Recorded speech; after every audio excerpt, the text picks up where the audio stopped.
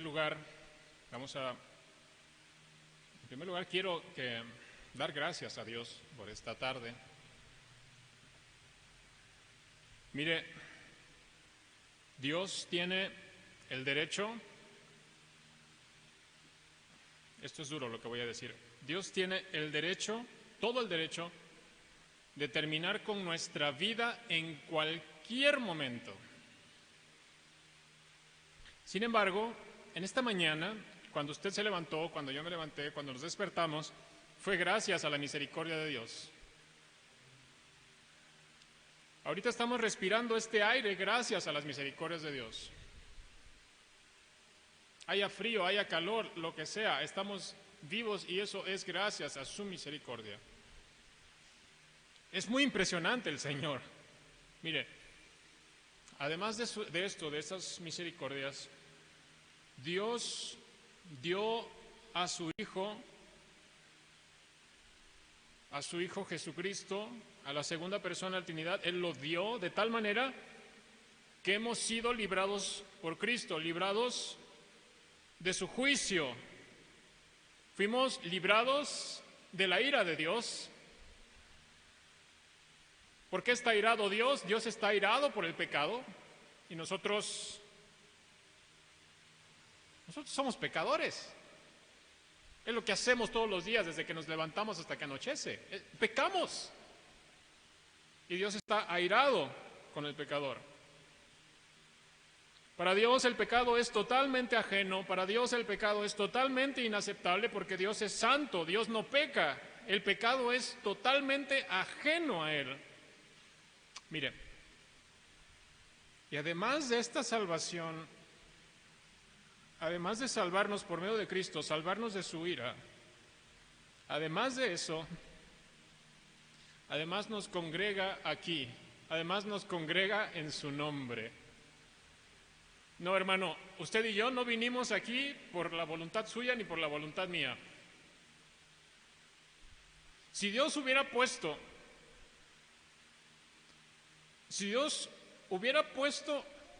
su obra, si Dios hubiera puesto el deseo de congregarse en nuestras manos, en sus manos o en las mías, si Dios hubiera puesto en nuestras manos esta salvación, ¿qué sería de nosotros si solamente pecamos? Si Dios hubiera puesto la salvación en nuestras manos y el deseo de congregarnos, ¿qué sería de nosotros? Si a veces batallamos hasta para congregarnos, hermanos. Es gracias a Él que hoy estamos aquí. Gracias a Él hoy vamos a oír su palabra. Vaya por favor conmigo al libro de Apocalipsis. Apocalipsis capítulo 20. Versículos 11 al 15.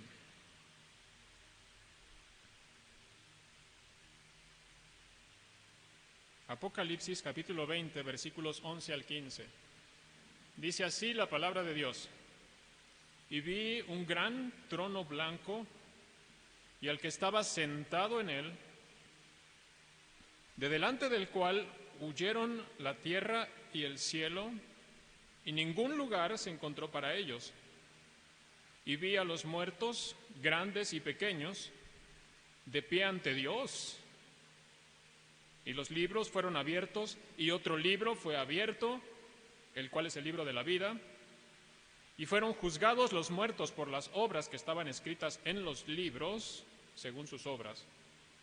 Y el mar entregó los muertos que había en él, y la muerte y el Hades entregaron los muertos que había en ellos, y fueron juzgados cada uno según sus obras. Y la muerte y el Hades fueron lanzados al lago de fuego. Esta es la muerte segunda. Y al que no se halló inscrito en el libro de la vida, fue lanzado al lago de fuego. Oremos.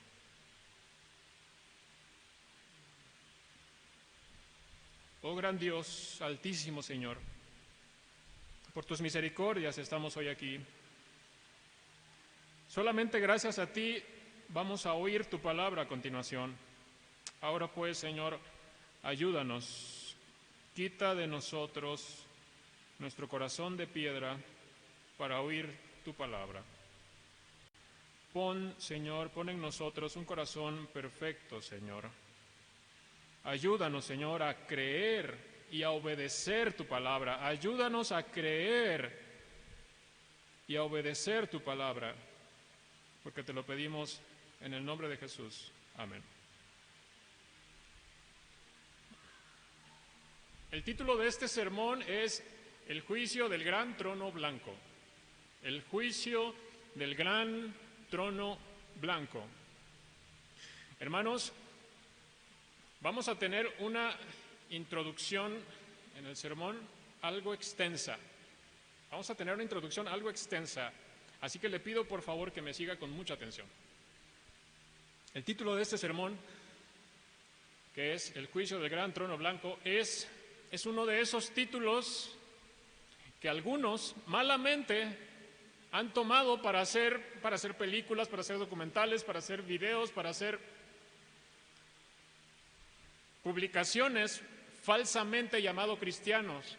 El título de este sermón lo han usado muchos, lo han usado malamente para hacer publicaciones falsamente llamadas cristianas, falsas películas cristianas, falsos videos cristianos. Algunos domingos atrás, hermano, algunos domingos, no sino domingos atrás, en servicios anteriores, se predicó acerca del arrebatamiento, ¿se acuerdan? Se predicó acerca del arrebatamiento. El arrebatamiento es otro de esos títulos del que también se hacen películas, documentales, videos, el arrebatamiento. El tema de hoy es el juicio del gran trono blanco, y tanto el arrebatamiento como la resurrección de los muertos, como el tribunal de Cristo, en verdad, hermanos, que esto no es entretenimiento, en verdad que estas son enseñanzas de las Escrituras. Es la palabra de Dios, no es para entretener ni es para satisfacer la curiosidad. Estas santas doctrinas, como estas que yo mencioné, estas santas doctrinas salieron de la boca de Dios. La palabra de Dios no es para entretener, hermano, la palabra de Dios es para convencer al pecador de su pecado.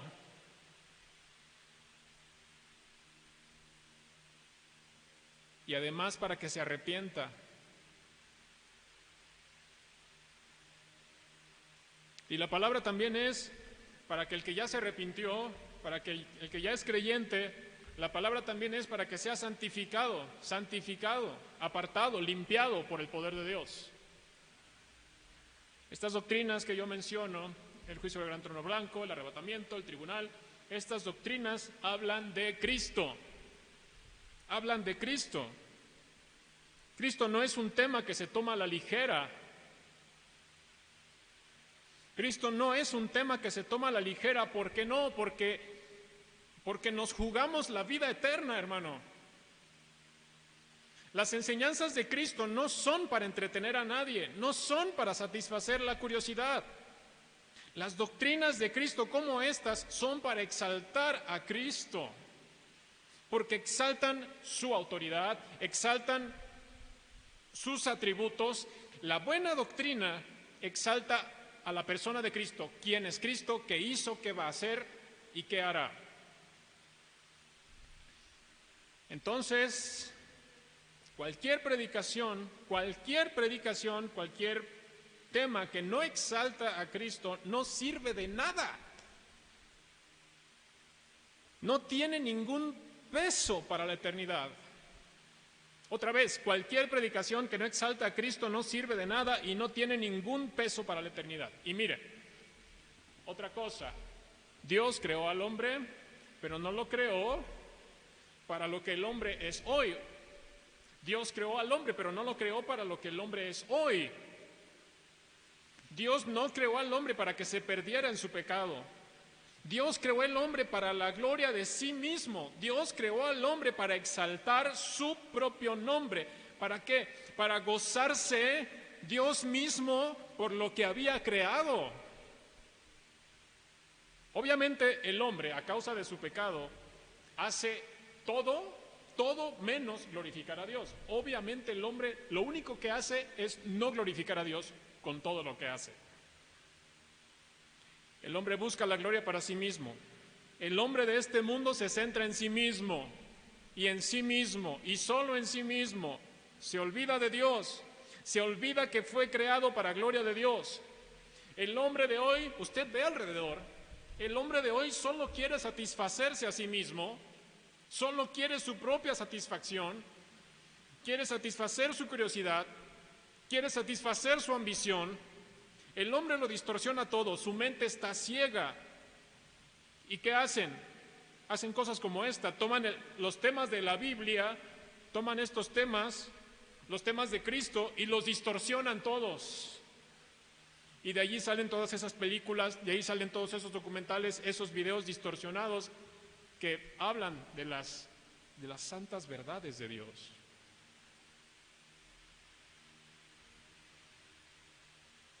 Y el hombre ha hecho exactamente lo mismo con este libro, con el libro del Apocalipsis. ¿Apocalipsis qué quiere decir? Revelaciones. Mire, han pasado muchos años desde que se escribió el libro de las Revelaciones, el libro de Apocalipsis, han pasado muchos años.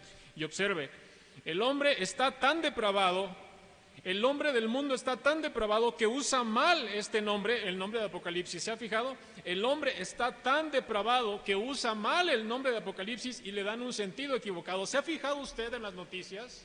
¿Se ha fijado usted en las pláticas en la calle? Una nube apocalíptica sobre la ciudad. Apocalíptica. Una explosión apocalíptica allá en aquel país, apocalíptica. Sale otra película, hay una película nueva, apocalíptica. Incorrectamente usado el nombre. Hermano, mire, he insistido mucho, intencionalmente he insistido mucho en el cine, en las películas, porque el cine, la televisión, los videos, el internet influyen muchísimo, influye mucho lo que el mundo y lo que los cristianos ven. El cine, la televisión, el internet, yo creo, hermano, personalmente, que han sido un instrumento muy usado por Satanás. Muy usado por Satanás. Y los hombres se tragan todo eso. Los hombres se tragan todo eso. Incluso algunos cristianos se tragan también algunos engaños. Se tragan esas películas, esos videos, esas series que están repitiendo constantemente mentiras y mentiras y mentiras, y en lugar de tener una teología ordenada, tenemos algunos engaños mezclados por ahí. ¿Se ha dado cuenta usted? Pero quiero continuar hablando de... Mire, por alguna razón, el mundo dice, cuando dicen Apocalipsis, se refieren al fin del mundo. Por alguna razón, cuando dicen Apocalipsis, se refieren al fin del mundo, para referirse al juicio final. Pero no, Apocalipsis no significa el fin del mundo, no significa el juicio final. Yo he visto a personas burlándose, por cualquier razón, burlándose y gritando, el Apocalipsis por aquí, el Apocalipsis por acá, el fin del mundo por aquí, el juicio final por acá. Y eso es incorrecto, eso no es verdad. La gente lo que necesita es la verdad del Evangelio.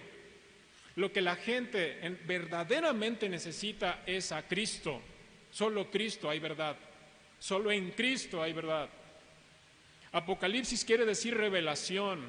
Revelación. Mire esto, es muy interesante. En los primeros siglos de la iglesia, ahorita ya estamos en el año 2021, pero en los primeros siglos de la iglesia, este libro, donde estamos, este libro de Apocalipsis, se le conocía como el Apocalipsis de Juan, así se le conocía, el Apocalipsis de Juan. Juan era judío, Juan era un hombre judío, por supuesto. En aquel tiempo, en el tiempo en que fue escrito este libro, había muchos apocalipsis entre los judíos, o sea, había muchas lecturas apocalípticas. Ahorita vamos a ver qué quiere decir esto.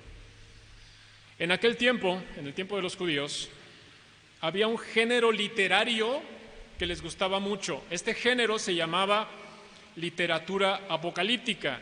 Literatura apocalíptica, mire,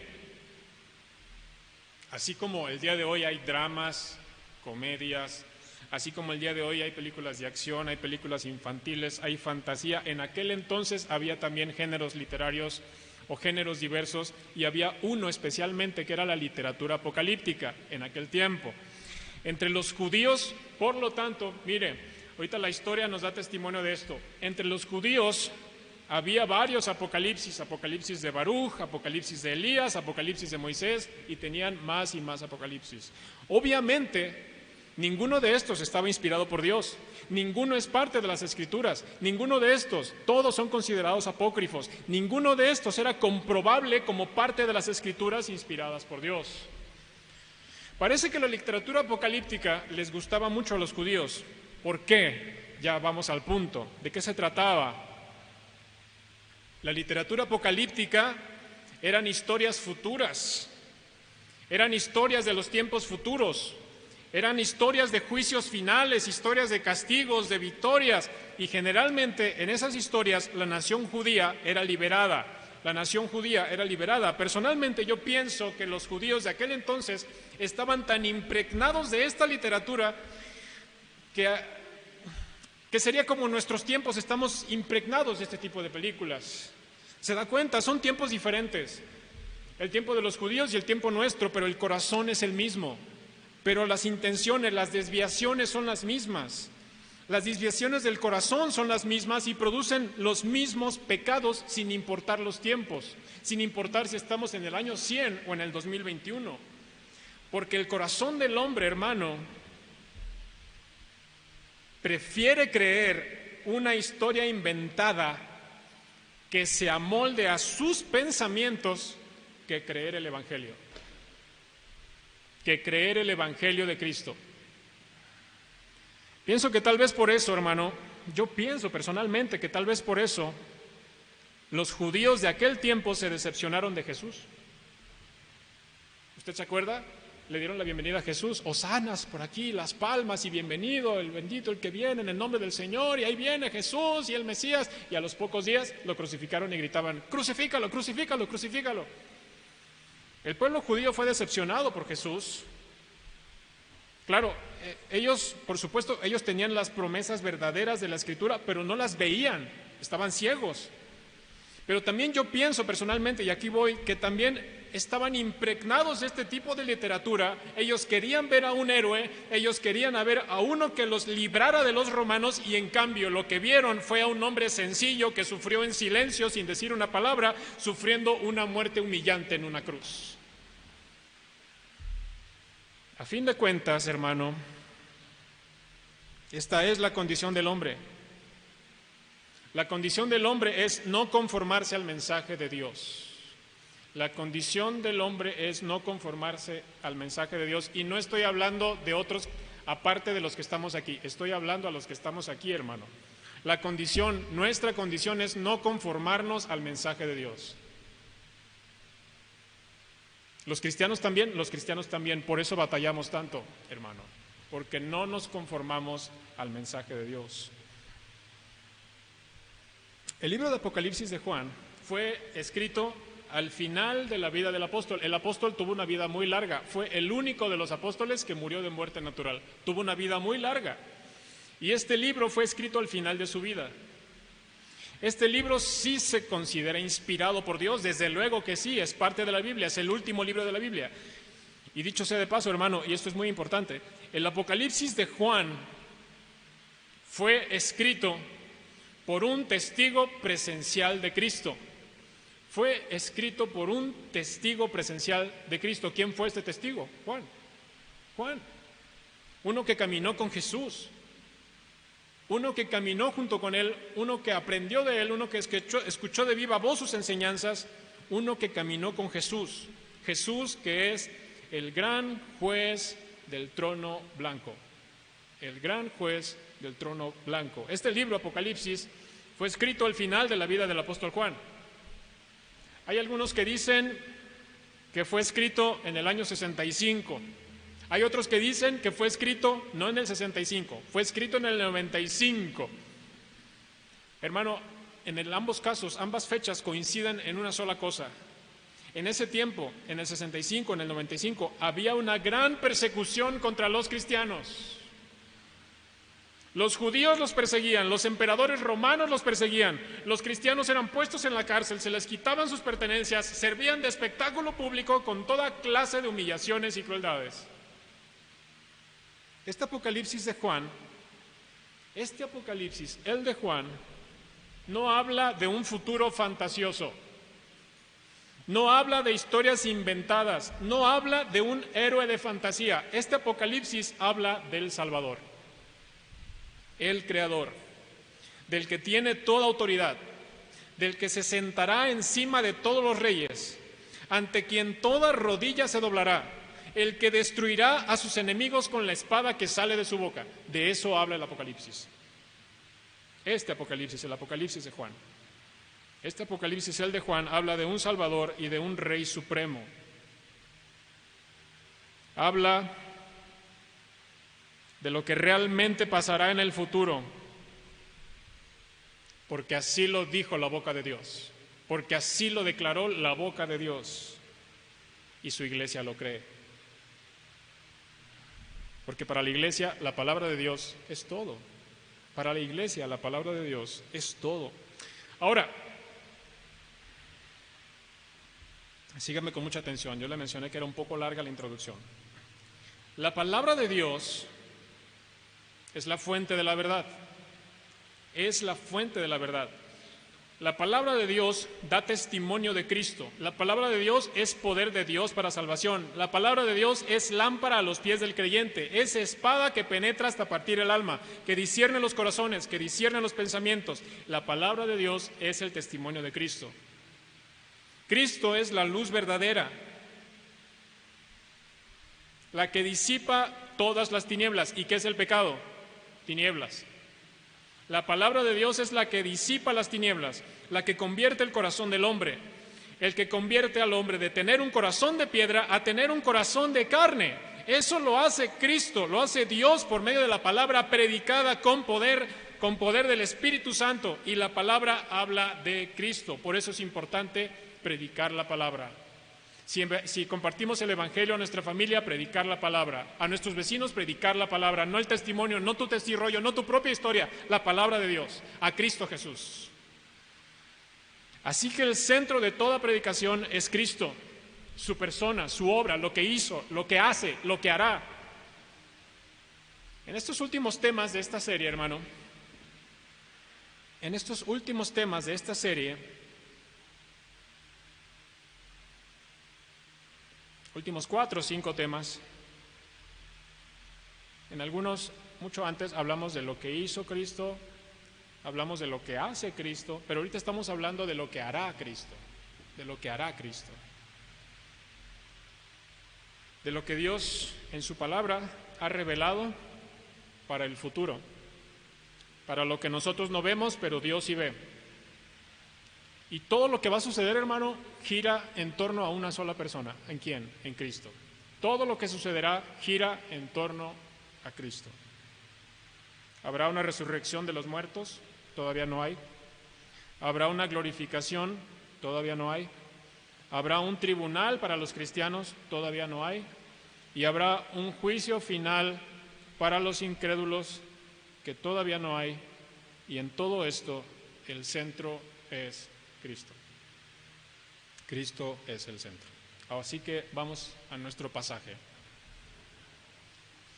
Versículos 11 al 15.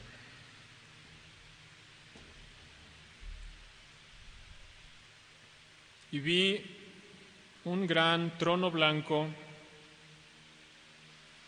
y al que estaba sentado en él, de delante del cual huyeron la tierra y el cielo, y ningún lugar se encontró para ellos. Y vi a los muertos, grandes y pequeños, de pie ante Dios, y los libros fueron abiertos, y otro libro fue abierto, el cual es el libro de la vida, y fueron juzgados los muertos por las cosas que estaban escritas en los libros según sus obras. Y el mar entregó los muertos que había en él, y la muerte y el Hades entregaron los muertos que había en ellos, y fueron juzgados cada uno según sus obras. Y la muerte y el Hades fueron lanzados al lago de fuego. Esta es la muerte segunda. Y el que no se halló inscrito en el libro de la vida fue lanzado al lago de fuego. Este pasaje, hermanos, este pasaje es juicio. Este pasaje está cargado de juicio. ¿Y qué es juicio? Es la resolución final ejecutada por Dios. Es la resolución final de parte de Cristo para todos los hombres incrédulos y ejecutada por Él mismo. El juez en este juicio es Cristo, y los juzgados en este juicio son todos los muertos, todos los que no resucitaron con Cristo, todos los que no creyeron al mensaje de Cristo. En el juicio del gran trono blanco, los muertos que murieron sin Cristo serán juzgados. No hay otro final para los incrédulos, no hay finales alternativos, no hay otras posibilidades, hay un solo final. Esto es lo que sucederá con ellos, esto es lo que Cristo hará con ellos. Cristo los juzgará. Verso 11. Y vi un gran trono blanco y el que estaba sentado en él, de delante del cual huyeron la tierra y el cielo, y ningún lugar se encontró para ellos. En todos los juicios hay un juez. En el juicio, en este juicio, el del gran trono blanco, el juicio final, este sí es el juicio final. En el juicio final, el juez es Jesucristo. ¿Por qué Jesucristo? Hermano, hermana, amigo, amiga, Cristo es el único que tiene toda la autoridad para ser juez, porque este no es cualquier juicio, sino que serán juzgados los pecados de los hombres, Cualquier hombre, sea quien sea, no puede juzgar a otro hombre. Un hombre no puede juzgar a otro hombre porque todos hemos pecado. No podemos juzgar los pecados de otro porque todos hemos pecado. Hermano, no juzgues los pecados de otro porque todos hemos pecado. El único digno de juzgar es Cristo. Es el único santo. Siendo verdaderamente Dios y verdaderamente hombre, nunca pecó. Ningún otro hombre hizo esto, todos hemos pecado. Y aquí está, hermano, Él, allí en el juicio del gran trono blanco, juzgando.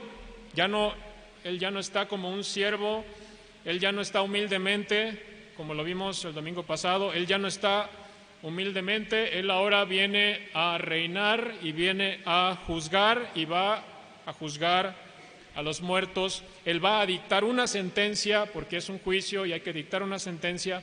Él va a dictar una sentencia y además ejecutar una condena, porque en todos los juicios hay una sentencia y hay una condena y será dictada por Cristo.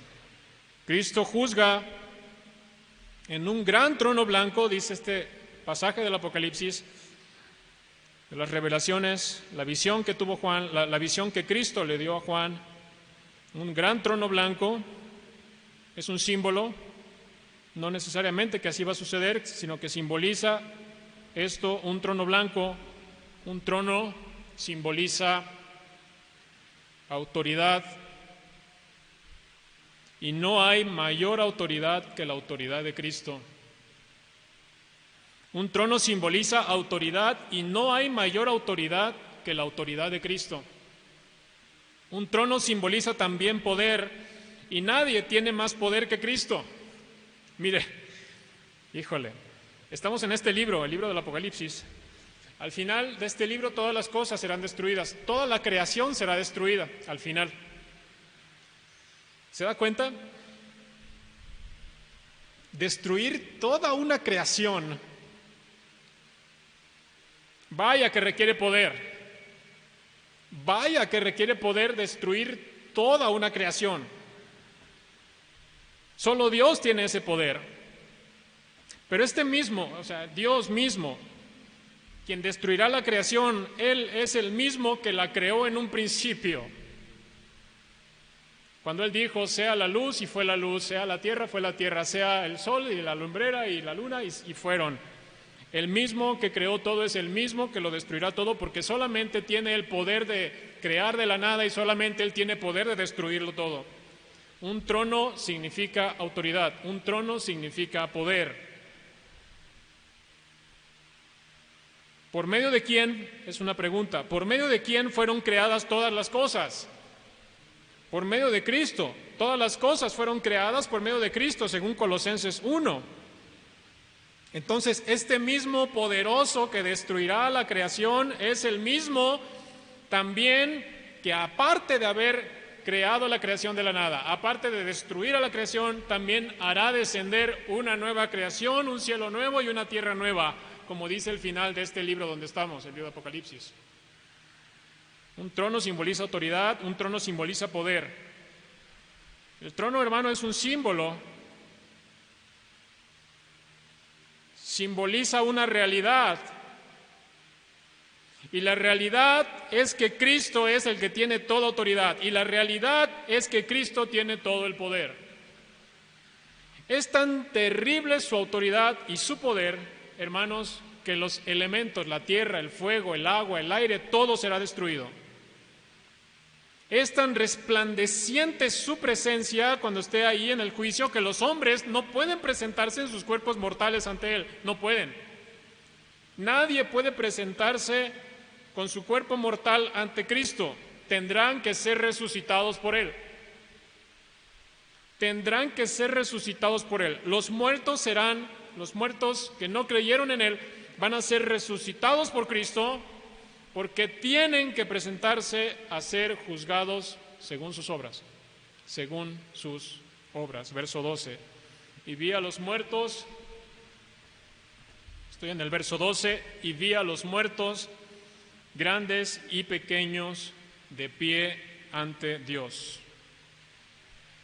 No importa si el que va a ser juzgado fue un rey, no importa si el que va a ser juzgado fue el limpiavidrios de la esquina, no importa si el que va a ser juzgado fue el cura de la capilla, no importa si era un falso pastor, no importa si era un falso cristiano, todos los muertos, importantes o no importantes, se presentarán ante Cristo y se presentarán por una razón, porque Cristo los juzgará en el día del juicio, uno por uno. Y entonces en ese momento, en el juicio, se abrirán los libros, sigo leyendo. Y los libros fueron abiertos, y otro libro fue abierto, el cual es el libro de la vida, y fueron juzgados los muertos por las cosas que estaban escritas en los libros según sus obras. ¿Ya leyó lo que dice aquí? ¿Ya leyó esto? Aquí hay solamente dos posibilidades. Hay dos posibilidades nada más, solo dos. La primera posibilidad, estar inscrito en el libro de la vida. Segunda posibilidad, no estar inscrito en el libro de la vida. Dos posibilidades. El juicio será para los que no están inscritos en el libro de la vida, para los que no están inscritos. Y entonces Cristo, esto es impresionante, hermano, entonces Cristo sacará a la luz todas las cosas del corazón de ellos. Entonces Cristo sacará a la luz todas sus envidias, todos sus odios, todos sus rencores, su falta de perdón, su falta de credulidad, que no creían en Él, su hipocresía, todo lo va a sacar ahí. Él de antemano ya conoce todo, Cristo ya conoce cada corazón, pero Él lo mostrará en público. Cristo lo mostrará en público. El que está siendo juzgado verá todo lo que Cristo está viendo. Todo lo que Cristo está viendo. Los libros serán abiertos. Ninguna cosa será escondida. Dios no puede ser burlado y Cristo es Dios. Así que Cristo no puede ser burlado porque Él es quien va a abrir los libros y va a sacar todas estas cosas que se hicieron. Él va a sacar todo lo que hay en el corazón. Él va a mostrar públicamente intenciones del corazón, va a mostrar públicamente los pensamientos y todo será puesto ante los ojos de aquel que está siendo juzgado y no podrá negar lo que se está mostrando allí. Ante los ojos de todos los que están presentes en el juicio del gran trono blanco, el que está siendo juzgado por Cristo no podrá negar lo que está escrito en los libros. Allí Cristo el Señor, el juez, aquel que mandó a predicar el evangelio de salvación a todo el mundo, aquel que mandó a sus discípulos a predicar el evangelio, allí Él va a mostrar en público que hubo muchos que no creyeron el evangelio. Allí va a mostrar a todos los que no creyeron en el evangelio, los va a poner en evidencia. Los va a poner en evidencia por no haber creído. Todos los muertos. ¿Quiénes son los muertos? Los que no estén inscritos en el libro de la vida y se presentarán ante Cristo y serán juzgados por Él. ¿Qué dice el verso 13? Verso 13 dice, voy ahí.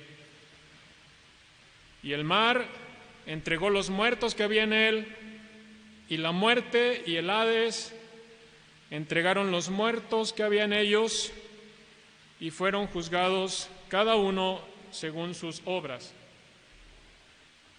En el mundo de aquel tiempo, el tiempo del apóstol Juan, había una creencia en aquel entonces de que las personas que morían en el mar, si morían allá en el mar, ya no podían regresar al lugar de los muertos. Creían que si alguno moría en un naufragio en el mar, en una tormenta, su alma, su espíritu ya no podía regresar al Hades, al lugar de los muertos.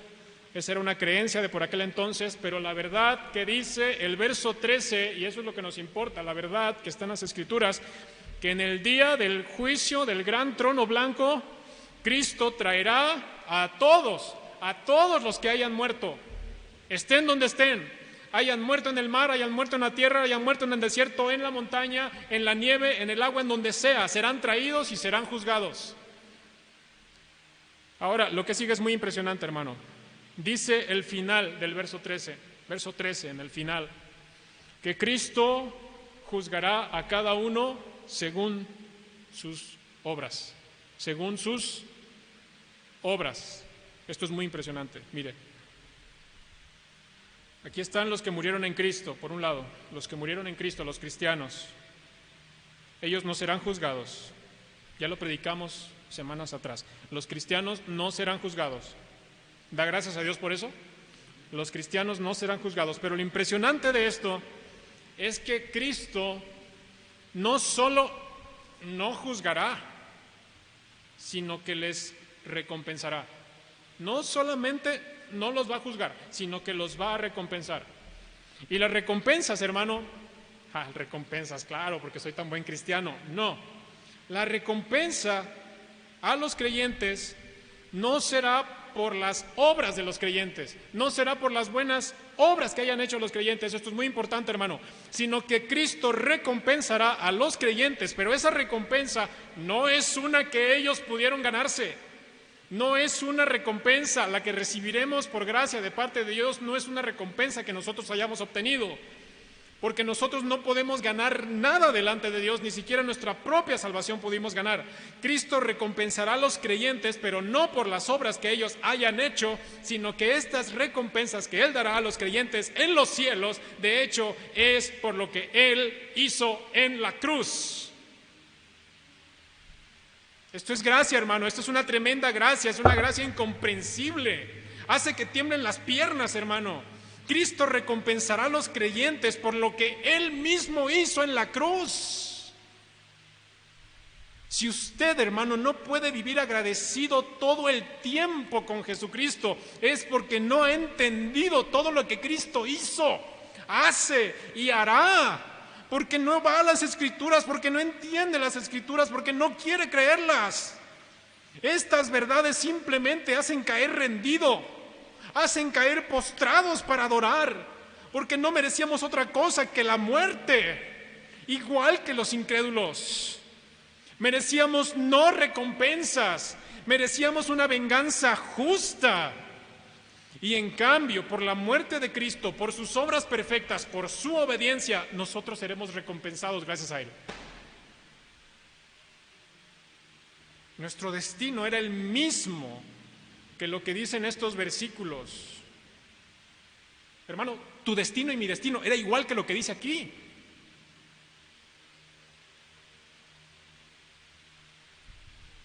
El problema con los cristianos es que pronto nos hacemos cómodos, hermanos.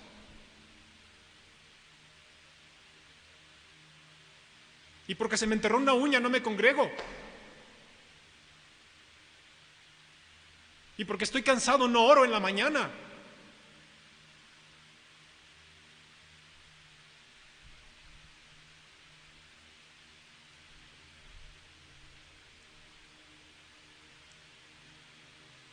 Nuestro destino era recibir un castigo. Mire, mi destino, el destino de Cristóbal, era recibir un castigo en la proporción de mis pecados. Según sus obras, dice aquí, o no dice así, según sus obras. Así que cada quien recibirá según lo que haya hecho, hermano. Nuestro destino, el de todos nosotros, era recibir un castigo en la proporción de nuestros pecados. ¿Veía usted pornografía? El castigo era proporcional a su pecado de ver pornografía. ¿Se quejaba usted todo el tiempo? Su castigo eterno era proporcional a todas sus quejas, sus quejas de todo el tiempo quejándose. Su castigo era proporcional a su ingratitud.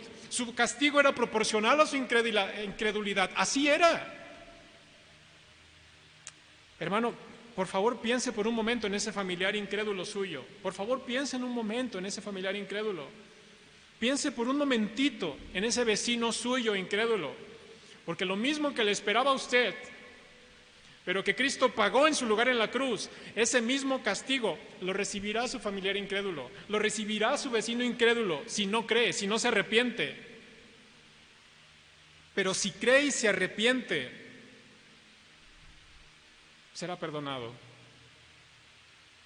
Y si no, será juzgado. ¿Cómo creerá su vecino? ¿Cómo creerá su hijo si no se le predica la palabra, si no se le predica a Cristo? ¿De dónde viene la fe? Del oír, del oír la palabra. ¿Y quién es la palabra? Es Cristo. El Espíritu da fruto a la semilla plantada. El Espíritu Santo da fruto a la semilla plantada. Usted hable la palabra, ahí va la semilla. Y el fruto no lo da usted. No se afane, no se traume, no se enoje, no se desanime. El fruto lo da el Espíritu, usted siembre. El Espíritu da fruto de la semilla plantada. La semilla es la palabra. El Espíritu es lo que da vida a esa semilla. Pero si la semilla no es arrojada al corazón de su hijo incrédulo, si la semilla no es arrojada a su vecino incrédulo, pues ¿cómo va a dar vida al Espíritu? Los muertos, dice aquí este versículo, los muertos serán juzgados según sus obras. Lo leo otra vez. Los incrédulos serán juzgados por sus pecados, por Cristo, en el juicio del gran trono blanco. Hermano, ¿qué dice Romanos 5? Dice que la muerte entró al mundo por un hombre. Así dice Romanos 5. Ahora, si recuerda, Dios diseñó al hombre para vivir para siempre. ¿Se acuerda? Lo diseñó para vivir para siempre. Y si recuerda también, Apocalipsis nos habla de que Jesús regresará por su iglesia, que la va a llevar con Él para que viva para siempre con Él. Así que entonces Jesús lo que está haciendo en realidad es cumplir la voluntad de Dios como era en el principio. de que los hombres vivan glorificando a Dios para siempre y gozando de su presencia. Pero solo los que Cristo haya salvado por medio de la fe en su evangelio. Recuerda, hermano, que el pecado entró por un hombre, por el pecado la muerte. La muerte es separación física, es separación espiritual. El plan original de Dios era que su creación viviera en alabanza y comunión con Él. Ese era el plan original, que no tuvieran que estar separados de Él. ¿Qué sucede? Las personas a veces llegan a pensar que Dios es injusto. Cuando alguien muere, ¿qué dicen? Dios es injusto. A veces lo dicen. ¿Por qué Dios permite la muerte? La muerte es lo que nos hemos ganado, en realidad. La muerte es lo que en realidad nos hemos ganado nosotros mismos por ofender a un Dios santo. Todos hemos pecado contra Dios, todos merecemos la muerte. Más bien deberíamos estar agradecidos. Hermano, usted y yo no fue aniquilado cuando era incrédulo. Yo no fui aniquilado por Dios cuando era incrédulo. Y Dios podía hacerlo. Si usted vivía, si usted respiraba cuando era incrédulo, era únicamente por la misericordia de Dios. No podemos pensar que Dios es injusto por la muerte. Si Dios verdaderamente actuara con justicia, hermano, si Dios verdaderamente actuara con justicia, todos habríamos muerto al primer pecado cometido. Pero no fue así, sino que Dios extiende su misericordia para que los hombres crean en el Evangelio de Jesucristo y se arrepientan. Dios no es injusto por permitir la muerte. La muerte es lo que todos nos hemos ganado. La muerte es resultado de la desobediencia del hombre. Pero Cristo, cuando venga a juzgar, quitará todo lo corrompido, hermano, quitará todo el pecado, quedará solamente lo perfecto, solamente lo que sea digno de su gloria, solamente eso va a quedar. Cuando Cristo regrese, juzgará a los vivos y a los muertos. Los incrédulos serán juzgados por Él para castigo eterno. Los cristianos comparecerán ante Cristo, presentando delante de Él todos los encargos que Cristo les dio. Pero los incrédulos serán juzgados con un castigo eterno en la misma proporción de acuerdo a sus pecados, a su iniquidad. A fin de cuentas, hermano, en la segunda venida de Cristo, en la segunda venida, que va a ocurrir, que va a suceder, en la segunda venida, los cristianos ya no morirán, porque serán resucitados y serán glorificados con Cristo. Ya no morirán. Los incrédulos serán resucitados para ser juzgados por sus pecados y ser arrojados por siempre al lago de fuego. Al final de cuentas, este juicio de Cristo en el gran trono blanco, observe muy bien esto, ya ningún ser humano, después de este juicio, ya ningún ser humano morirá, porque los creyentes, por un lado, serán llevados a vivir con Él, así que ya no morirán, y los no creyentes serán arrojados al fuego eterno y tampoco morirán, sino que vivirán para siempre, para ser castigados para siempre. De tal manera, hermano, que en los dos casos la muerte desaparecerá. La muerte desaparecerá, nadie más morirá. Y entonces se cumplirá la Escritura que dice que la muerte, allí dice en su pasaje, dice que la muerte será lanzada al lago del fuego, porque junto con el último creyente que suba con Cristo y junto con el último incrédulo juzgado que sea arrojado al lago de fuego, será arrojada también la muerte. Verso 14, y la muerte y el Hades fueron lanzados al lago de fuego. Esta es la muerte segunda. Finalmente, en el verso 15, y quiero que recuerde que el Apocalipsis es un libro que usa muchos simbolismos, así que no podemos esperar, hermano, a que forzosamente sucederán las cosas como dice aquí textualmente. Aquí en el verso 15 lo que refiere es que será sacado un libro que se llama, ¿cómo? El libro de la vida, verso 15, y el que no se halló inscrito en el libro de la vida fue lanzado al lago de fuego. Así que, hermanos, aquí hay un hecho que no debemos pasar por alto, y es que Dios es un Dios omnisciente. Omnisciente es algo que vimos en otros temas, en los atributos de Dios. Dios es omnisciente, nada se puede esconder de Dios. Ningún pensamiento se puede esconder. Ninguna mala intención ni buena intención se puede esconder. Ninguna acción, nada se puede esconder de Dios. Ninguno que diga que es cristiano pero que en realidad no lo sea. No se puede esconder porque Dios es omnisciente. Hermano, el día del juicio de Dios, Cristo declarará a todos los que no están inscritos en el libro de la vida y los lanzará al fuego. Entonces no será nada extraño que ese día muchos que se consideraban a sí mismos cristianos en realidad no eran cristianos, sino incrédulos. Dios no puede ser burlado. No puede ser burlado.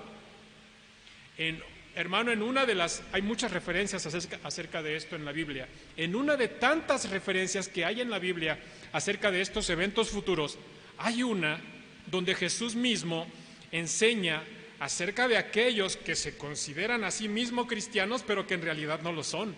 Dios no puede ser burlado. Mire, al final de la parábola de las 10 vírgenes de Mateo 25, las vírgenes insensatas gritaban afuera de la puerta: Señor, Señor, ábrenos. Pero el novio contestó: no las conozco, nunca las conocí, nunca. Esta es la frase más terrible que alguien pueda escuchar, hermano. Es la peor cosa que alguien pueda escuchar, porque toda la vida creyendo que es creyente no es creyente. Porque creyendo que su nombre está inscrito en el libro de la vida, en realidad el Señor ni lo conoce. Esto es terrible, esto es una desgracia. Hermano, hay muchos acontecimientos que van a suceder alrededor de la segunda venida de Cristo. Este que estamos hablando aquí es el juicio del gran trono blanco. Es uno de estos acontecimientos. Estos acontecimientos alrededor de la segunda venida de Cristo, el arrebatamiento, el tribunal de Cristo, el juicio del gran trono blanco, la resurrección de los muertos, todas estas son enseñanzas que tienen un propósito. Y el propósito es que Cristo sea glorificado, es que el nombre de Cristo sea glorificado. Por medio de estas enseñanzas, hermano, Cristo muestra su salvación por los pecadores. Por medio de estas enseñanzas, Cristo muestra su salvación por los pecadores. Cristo muestra su inmenso poder para salvar, su amor para salvar, su autoridad para salvar, y muestra la imagen de Dios en toda su plenitud, mostrando el amor de Dios para salvación a todo aquel que crea en el Evangelio. Jesús exhortó, hermano, una y muchas veces repitiendo una y otra vez. Jesús constantemente le decía a sus discípulos: velen, estén preparados. Iglesia, el novio viene, el novio, Cristo, el juez, viene, no tardará. Que seas hallada verdadera y no falsa, que seas hallada preparada para el novio, que seas hallada santificada en su palabra, que seas hallada predicando el Evangelio, que seas hallada viviendo para la gloria de Cristo, no metida en las cosas de este mundo, no pensando en las cosas de este mundo, sino tu mente saturada de Cristo.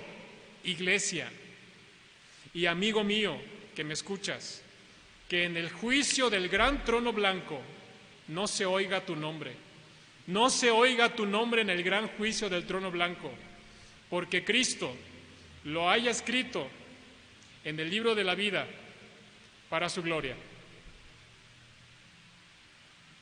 Oremos, hermanos.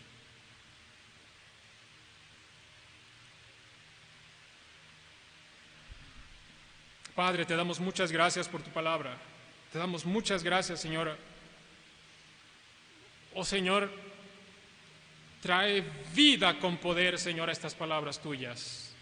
Trae vida con poder, Señor, para salvación y para santificación, Señor. Oh, Dios mío, te rogamos esto. En el nombre de Jesús. Amén. Que Dios te bendiga.